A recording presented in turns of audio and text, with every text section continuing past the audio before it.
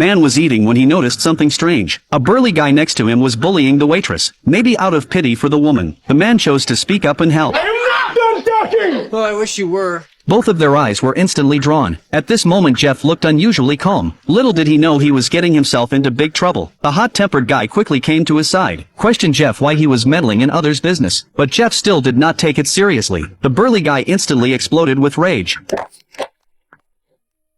Although Jeff did not say much, the guy's anger did not fade. He grabbed Jeff's food and started eating it. He even spit on it after finishing. But Jeff still did not get angry at all. Instead, the guy looked very pleased with himself, and even picked up the knife in his hand, forcing Jeff to eat it. But at that moment Jeff finally took off his glasses. Looking at the stunned guy in front of him, Jeff said straight out, his knife was useless. If he dared to act recklessly, then the waitress would be the witness, and the only choice he had now was to leave. Otherwise Jeff would immediately call the cops. Seeing Jeff so calm, the guy started to back down. He did not want to get caught in such a crowded place. In no time he found an excuse to leave. On the way out he deliberately kicked Jeff's car.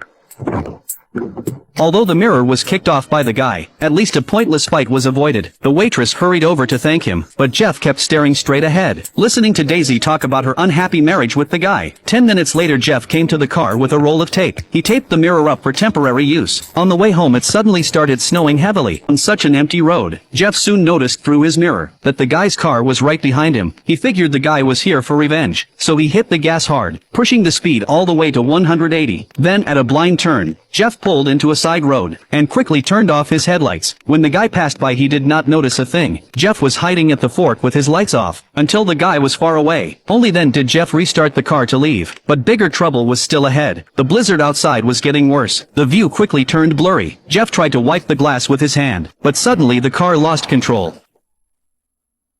The vehicle crashed into the roadside. Jeff slammed the gas trying to get out, but the tires only spun in the snow. Helpless he had to get out of the car. No matter how much strength he used, the car would not budge. He tried to dig snow with his bare hands, but his fingers turned red from the cold, and still barely moved any snow. Seeing this Jeff had no choice but to get back inside, quickly turning on the heater to warm himself. In such a long winter, survival meant at least keeping warm. But now the phone had no signal. In the wilderness this was no solution. He turned off the car lights, to save power for when it mattered most. Soon it was dawn. Jeff's face was covered with snow and ice. With the storm getting worse, Jeff realized he could not just wait to die. So he packed up to look for help. But before leaving he went to the trunk. When he opened it he froze in place. The guy's ex-wife Daisy was tied up inside.